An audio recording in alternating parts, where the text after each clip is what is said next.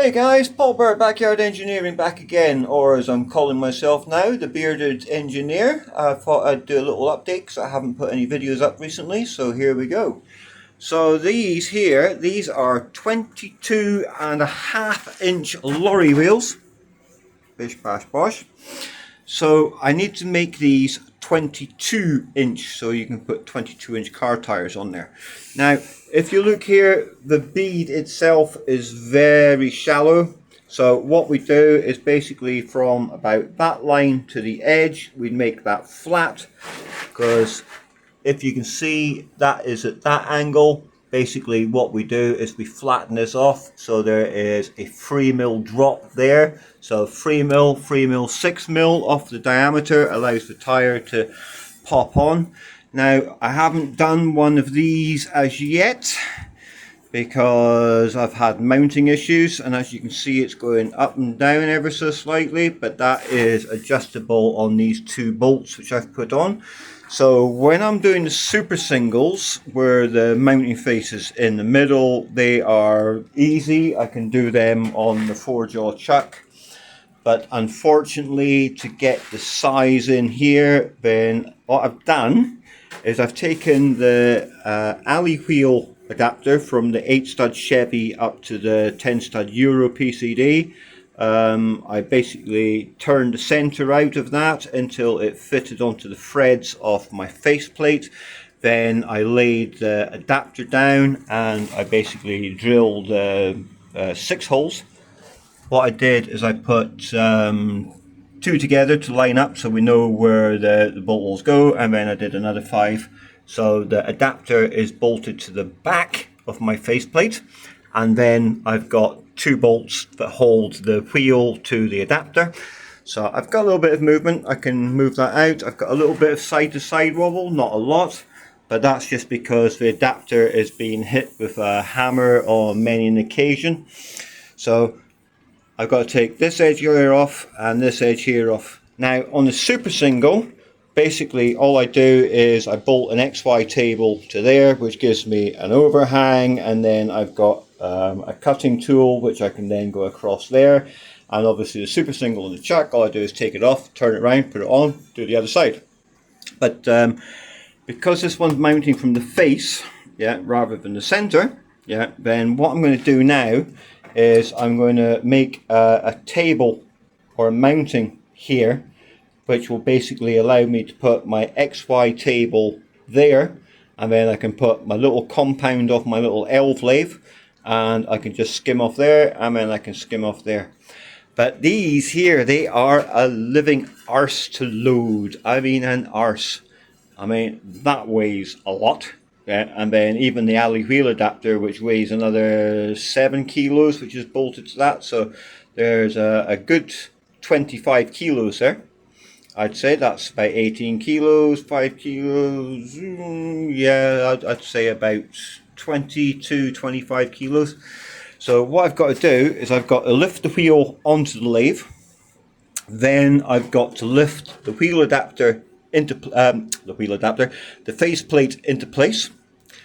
I then lift the wheel onto the adapter and bolt it on, and then down here, these little cutout slots here, that is where your big spanner is supposed to go on, but obviously I can't get the big spanner in there. So what I've got is I've got a pair of pincy grips, and I can just get in there, grab that, move it round, tighten it up, and then I'm just going to tap that there with a hammer and chisel just to get that final tightness, and then I can slacken the 2 bolts off and I can move this around and get it lovely.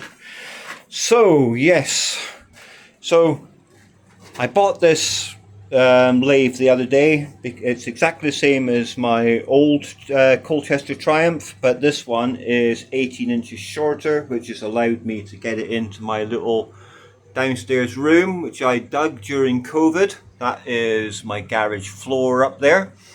I did use this for other purposes during COVID, but yes, I don't need that anymore. So what I've got is this. and this one actually works. The sliding and surfacing works. All the thread work works. When I bought it, it had a 3.7 kilowatt motor in it, and it just kept blowing capacitor after capacitor after capacitor. So I put the 2 horsepower or 2 kilowatt motor out of my old lathe in there, and it's all working lovely. So yes, this is what I'm doing at the moment. I'm doing these 22.5 inch Alcoas. Well, actually, this one's an A-Lord. An A-Lord. But I got a buddy who's got these. They become scrap when either the mounting face gets corroded because the Department of Transport don't like corroded alloys on 44-ton trucks. But for a 3.5 ton, 4 ton, 5 ton truck, 7.5 ton truck, I mean, they're hunky dory. So yes, this is what I'm doing at the moment. Yeah. In fact, what I'm going to do is I'm going to go upstairs and I'm going to find a super single, and I'm going to show you exactly what I'm doing. So,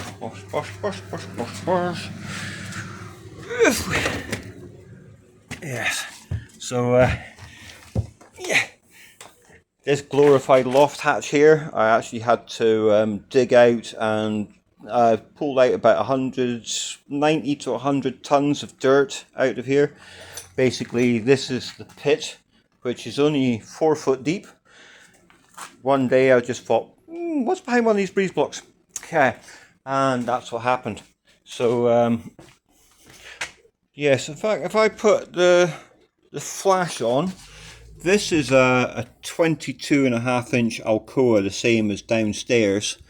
Now, if you can see this line here, because the tire isn't actually sitting properly, you'll see that line disappearing. Totally gone there, and then by the time you get back up here, it starts showing again. So taking that 3mm off the radius allows the tire to actually sit in and sit central. It's a ship tip. These are the adapters which I've made. These are the ones which are now in place. What I started off with a piece of 30mm steel, and I've turned it down to 20mm and left a 10mm for the hub centric. This one, yeah, this is a good one. So, yep, they've made 4 of those for this. This is my buddy's 1946 GMC. Bish bash bosh. That's my buddy there who's got his GMC. So these are the super singles. So as you can see, that angle is being cut out, and that gap just below my finger is the 3mm, which allows them to sit in. So because these super singles are mounted from the middle rather than the edge, this has allowed me to put these onto my lathe just with the chuck. So that's his 4 wheels. There's 1, 2, 3, there's another one somewhere, it must be downstairs. These are just ready for the tire pressure sensors, good clean up, and away they go. There's dudes.